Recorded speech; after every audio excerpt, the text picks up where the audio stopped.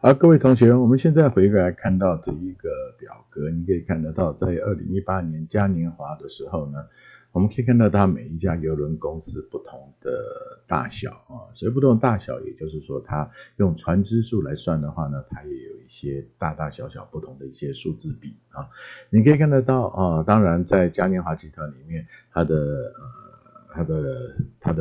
嘉年华这个品牌呢，还是拥有最多船只的这一家公司哈，所以你可以看得到它的数字相当的大啊。但是呢，我想在这个去年从2019年开始的这个新冠病毒的时间里面呢，在这一段时间里面，这个传染病里面呢，嘉年华做了许多的瘦身啊，然后再来呢，船只第二多的呢叫做公主邮轮。公主邮轮当初也是将近17艘船，所以在这一块里面的时候，你就会发现他们也是在也是在这一段时间里面做了很多的瘦身啊，究竟在疫情时间他们要瘦身多少？我想我们到时候再来看。排名第3名的是什么呢？叫做 Holland America， 叫做和美邮轮啊。所以你可以看得到这1、2、3这3个最多邮轮、最多船只的集团呢，最重要的是什么？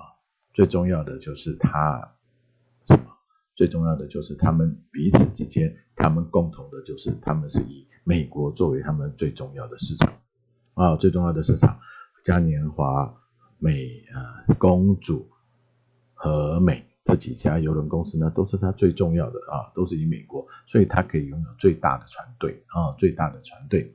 然后当然啦，还有其他的像什么阿依达啦然后再来其他 B&O 啊，当然啦，我们可以看到前面两个呢，基本上它的船只数都并不是特别的多，也不是这么的大。当然了 ，Cunard 它有一艘船叫做 Queen Mary 2， 当初也是全世界最大的邮轮之一15万吨的一艘船。但是呢，主要它还是船只数没有这么的多，但是主要他们都还是在比较高端的市场里面。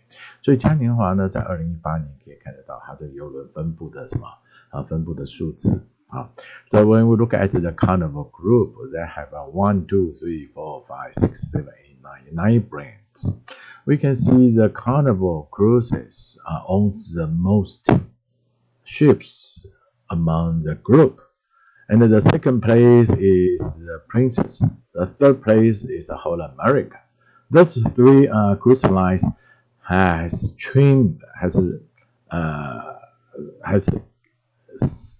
just eliminate several ships from their fleet because of the pandemic. So they want to keep the most efficiency ship in the fleet. So several older ships and they just transfer to the other brand, or they sell those ships to somewhere. But how's their final number of the fleet number? We'll still wait and see because of the pandemic is not finished. But on the other hand, you can see the top 3 cruise line own the most ship is the Carnival, Princess, and the Holland America. They share the same target market. They compete in the same location, that is the United States of America. That's why they can own so many ships. But you can see the top one, the smallest one will be the seaborne compared to the total passenger capacity point of view. And the Cunard owns only 3 ships. But the ship Cunard owns are always a little bit mid-sized ship, except one is called Queen Mary 2. That was the biggest ship in the world, probably 1 decade ago. But the seaborne is luxury cruises. But right now they try to join the expedition market. They built one very exceptional ship. It's called Seaborne Venture. They own their very, very tiny I would say like amusement submarine. One operator plus and two passengers can can take the submarine into the deep sea and to see the scenery of the oceans. That's a very special ship designed in latest development. So the Carnival Group is getting shrinking their size of the ship. So what's the final? Just wait and see. But on the other hand, we was told that the United States, the CDC, the Center for Disease Control, will lift the no-sale ban in the very near future. We just see what happened. Probably United States will be the only and the first market to resume the whole cruise services in the world because of the vaccine shot. But we were told the United States got around 40% coverage of the vaccinated population. So the future of the cruise industry will focus on the development of the story. Okay, when we go to the next part of the capacity point of view. But when we look at this one, you can see on the 2018, but actually the data was calculated, is revealed in the late 2019. But you can see the Carnival has the greatest, the number one capacity, and also the passenger size point of view. And the second one will be the Princess, the third one Aida. Then the differences, but you can see the capacity and the carriage, okay, the volume of people attending aboard the ship. That's a huge, but that's only the number of passengers. We still have to look at the back, the ship, the ticket price, and the onboard spending of each cruise line to determine the profit every year. But the cost of the operating ship is another key to the corporation. So their chart will see the revenue sheet will reveal. Okay. Okay. Go back to see the Carnival ship. But we can look at this table. Let's check out from the 1990s. The class of a fantasy of the Carnival ship is only 70,000 at that time, because before the 1990s, the ship has been retired or scrapped, is no longer on the ocean. The oldest ship of the fantasy class of the Carnival fleet has 8 ships, but now I do remember they retired, or they sent several ships into the scrap yard, and several ships they sell to some Europe agency, travel agency, or cruise new staff companies. That's they call the less efficiency in terms of a not efficiency ship. So they can carry around 2,100 people, and they got a 920 crews. That's the oldest, almost a 30 years old ship. But now they get rid of those class. Okay, let's see the Destiny Sunshine, Destiny Triumph. That's the latest one. It's almost 20 years, But the older one and the newest one got the big time differences. You can see from the 1996, the first ship of Destiny Sunshine class launched. It's and the second one, the latest one, 2013, is almost 18 years. It's only one, and the Destiny Triumph is a 1999 build. They got two ships, but you can see that ship before the millennium, the number is not very high. Probably they will retire those two ships. It's a Destiny Triumph and Destiny Sunshine class. The three ships will be retired very soon. And go to the Spirit class, got 8,800 times, and go up and got a Conquest, and go to the Splendor, go to the Dream class, and the Vista class.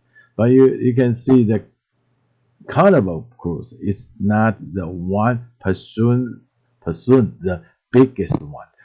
Later on, we can compare it to the Royal Caribbean. Royal Caribbean's ship is always big, and big.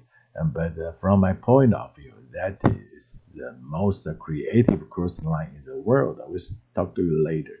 So from the number point of view, the story behind the Carnival cruise line is try to fill up every single ship at every time. The small number of a passenger is the easier way to fill it up. Probably that's one of the carnivals the strategy. But from the another point of view, for the small ship and for the bigger ship, the cost, the break-even point of each cruise ship will focus on the size of the passenger. For example, we just read an article talking about the Oasis class of a Royal Caribbean required 50% capacity. 50% capacity can make the ship sail break even. But for the smaller ship, they need a 70% capacity. But that's a big difference. But when you talk about the number, the bigger ship got a bigger capacity times 50%, and the small ship times 70%. The number is almost not far. Okay, so the Carnival Cruise Line is trying to shrink their fleet. 好，来各位同学哈，我们现在看一下在嘉年华邮轮的这一块里面哈，我们回到前面的两个可以来看一下啊。在嘉年华的集团里面的话呢，在2018年的它的这些船只数呢有多有少啊，有多有少。当然了，在嘉年华啦、公主啦、皇家和美啊都有一些很棒的一些邮轮数啊，但是在这个疫情期间的时候呢，是不是这么好用呢？当然啊，我们就会在嘉年华集团呢曾经谈到过，他们要把所有这些已经不具有效力的这个船公司呢，要把它这艘船呢要把它退休或把它去解体卖给一些解体的地方。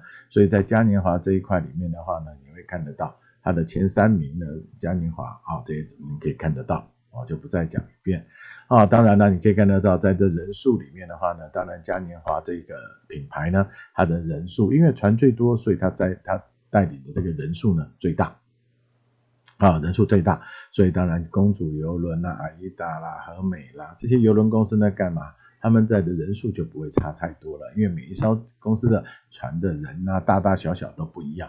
船只数跟载人的数字呢，我想有的时候呢不是一定成正比不一定成正比这个我们可以稍微注意一下，因为他们的城市他们的市场也不一样。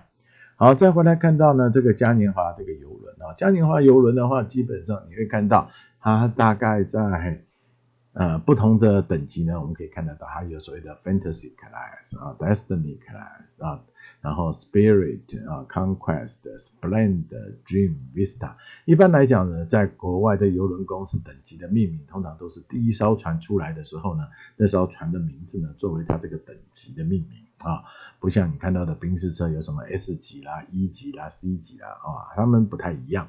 所以我们看得到在最底下你可以看得到有所谓的 Fantasy Class、F Class， 这些船呢都从什么1990年就开始服役了，到现在已经30年了所以的今年在这个新冠疫情的期间呢，这些船呢有好多艘船干嘛就被离开了这个嘉年华船队，因为他们觉得这是一个没有效率的船只，因为旧的船呢，它在耗油量在很多不同的原因里面呢，它都不行，怎么样？都不适合留在船队里面，所以呢，这些船呢也趁机会干嘛呢？把它重新整理一下。你可以看得到，在90年的7万吨的船呢，在2018年的时候呢，这个资料是在2018年的资料，但是在2019年的时候统计出来的哈，因为在去年的资料可能也要到今年的年底才抓得到啊，所以我们再回来看一下 Fantasy 这艘船有8艘船，目前为止呢有好几艘船都被送进了土耳其，他们在干嘛？他们在把它解体。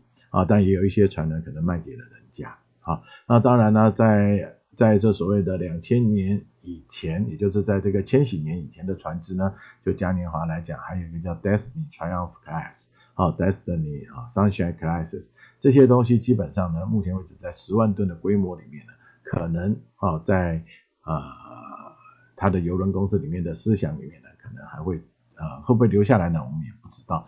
但是呢，他们有一艘新船销下来的，叫 Margaret Glass， 在哪里呢？目前为止还没有下水那可能是全世界第一艘。有什么？第一艘有我们所谓的云霄飞车、过山车 roller coaster 的东西呢在上面但由于碰到现在这个新冠疫情呢，他们到底要怎么样来安排呢？我想我们大家还是要拭目以待但是呢，目前为止呢，也有听说美国的 CDC 美国的疾病管制署呢要开始把这种所谓这个邮轮禁航令呢准备想要干嘛解除了我想呢最主要的还是一个原因最近的资料显示他们打疫苗的人数呢大概超过了40%所以我想在未来呢在邮轮的市场里面的话呢，你可能会看到什么？看到说美国这个市场可能全面开放了当然呢，在台湾的在邮轮的这个市场里面的话呢，最重要的呢还是一个美国的环境在美国这个环境里面的时候呢，在美国的市场呢，如果能够完全的复航呢，可能也是对我们大家来说是一个蛮重要的一件事情，好吧？好，来我们稍微休息一下，等一下我们再来看什么嘉年华。